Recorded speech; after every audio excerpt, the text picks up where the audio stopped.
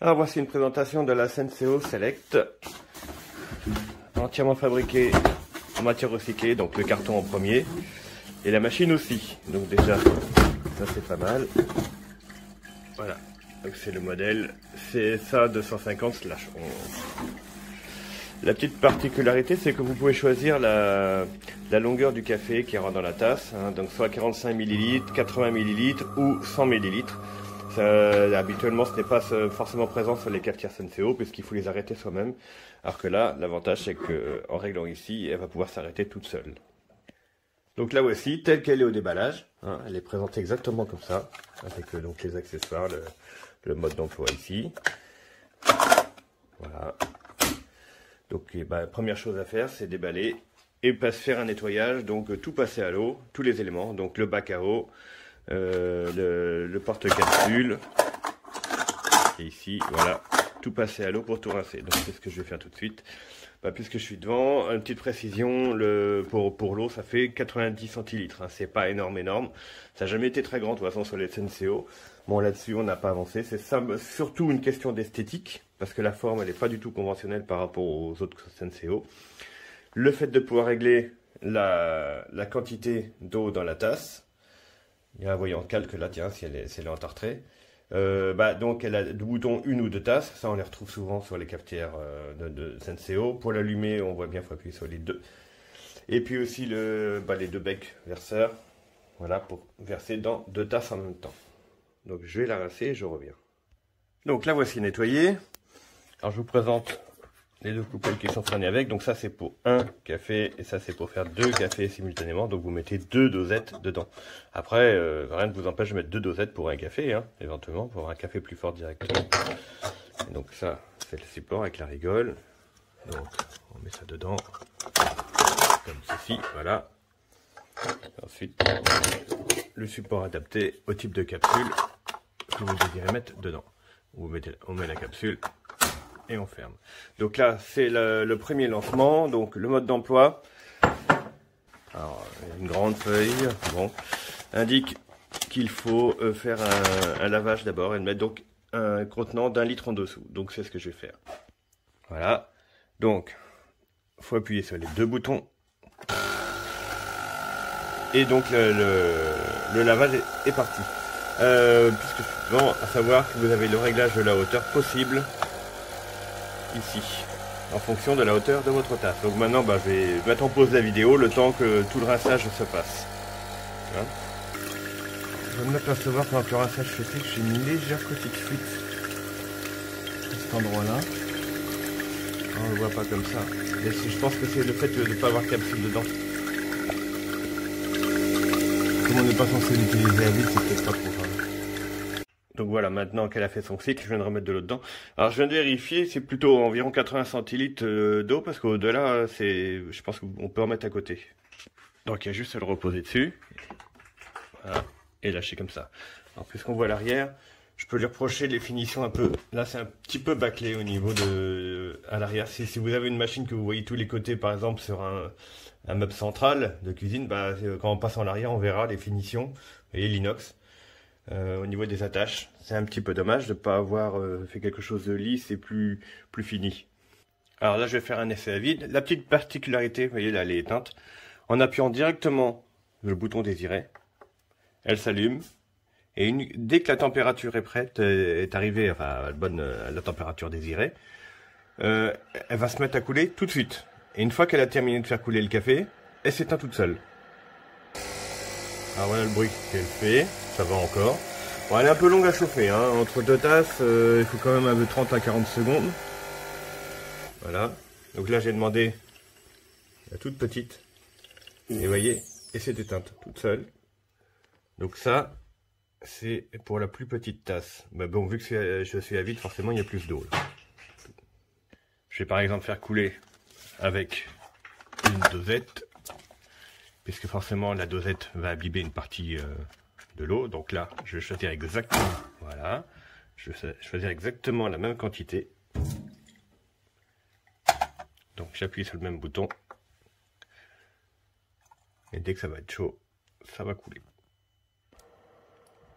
C'est d'ailleurs, on peut voir sur ma tasse, voyez, longo, c'est marqué à l'envers. Donc pour l'instant, ça me l'a plutôt fait couler en mode longo tout à l'heure. Mais l'avantage quand même, c'est qu'on peut mémoriser des quantités différentes. Voilà, donc là maintenant avec la dosette, voilà ce que donne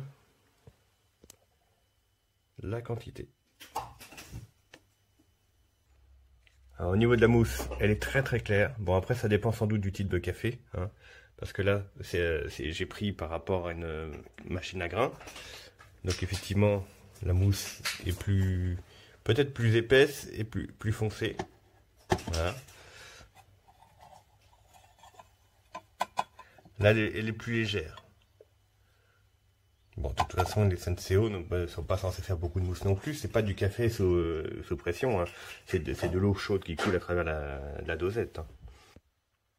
Alors, à la dégustation, je peux vous dire que le café est très chaud quand même. Il est assez léger. Enfin, le goût n'est pas amer, c'est déjà ça. Il est un peu plus léger que ce que je connais habituellement, mais c'est normal, avec des cafés en grains, c'est pas du tout la même chose. Mais il est plutôt bon, bah, c'est aussi le choix de mon café, hein. Mais je l'aime bien. Il est plus léger que ce que j'ai l'habitude de boire, mais il est bon. Il est bon, et par contre, il est vraiment chaud, hein. Ça pique la langue quand même. Au niveau du nettoyage, voyez, une simple pression. Je peux prendre la buse et la nettoyer, elle se remet de la même façon, hein. Alors, à une main, je sais pas si voilà, bah, ça y est, elle est en place. Pareil, tous les éléments s'enlèvent très facilement. Donc le porte-capsule et puis le support là, voilà. Alors je voudrais faire un essai pour le réglage du mode de mémorisation des boutons pour changer la quantité d'eau par défaut qui coule. Normalement, donc ici on est à 100 ml, mais justement je voudrais voir si on peut aller plus loin ou pas, parce que j'ai vu que dans un commentaire une personne reprochait que 100 ml c'était la limite, et pour un gros mug, une grosse tasse, enfin oui, un bol, ça ne suffit pas. Donc pour cela, il faut rester appuyé 5 secondes sur le bouton. 1, 2, 3, 4, 5, voilà. Elle va se mettre à chauffer et elle va couler. Donc là, elle chauffe. Comme point de repère, j'aimerais bien arriver, par exemple, là, le premier trait est à 200 ml sur mon bol. Donc, sachant que théoriquement, c'est 100 ml, justement, on va tout de suite voir si on arrive à obtenir les plus de 100 ml, comme le bouton est réglé à l'origine. Puisqu'en réalité, là, donc, si je veux l'interrompre, je n'ai qu'à appuyer sur le bouton pour mémoriser mon choix.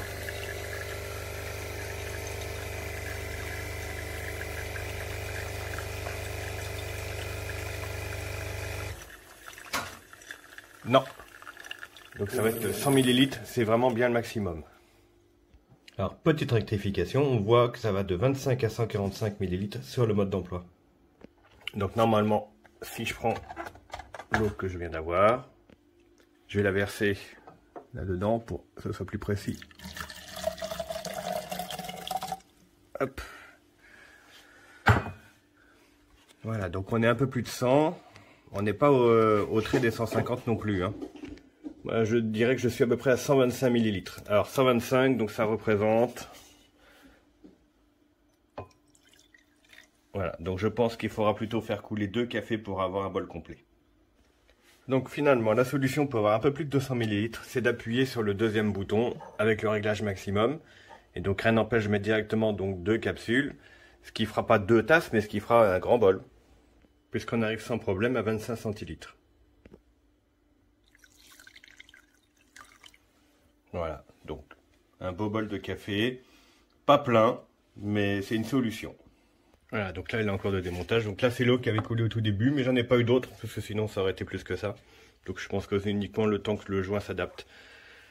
Au final c'est une très belle machine, en tout cas là, pour une Senseo on va dire que ça sort de l'ordinaire. Elle est assez sympa, elle passe bien partout. Et elle est pas très large justement. Bon, toujours facile d'utilisation, hein, comme les Senseo, ça n'a jamais été compliqué. C'est leur avantage aussi. Voilà, pour le nettoyage. Même au niveau du poids, une main elle se porte sans problème. Donc avec des patins antidérapants en dessous. Voilà, donc la machine maintenant, une fois nettoyé, j'ai mis 5 minutes à nettoyer, hein, de toute façon c'est très facile. En plus, j'ai acheté spécialement le café pour le test et j'ai trouvé qu'il était bon, parce qu'habituellement je ne suis pas fan des cafés de capsules souple. Et honnêtement, je vous donnerai pas la marque, mais si vous avez bien regardé la vidéo, on le voit dedans. Il est très bon. Et la machine a bien réussi son travail. Voilà, le support, la grille. Hop. Donc comme je disais, ça c'est réglable en hauteur. Voilà. Donc, bouton de réglage, enfin une tasse ou 2 tasses. Le réglage de la quantité d'eau.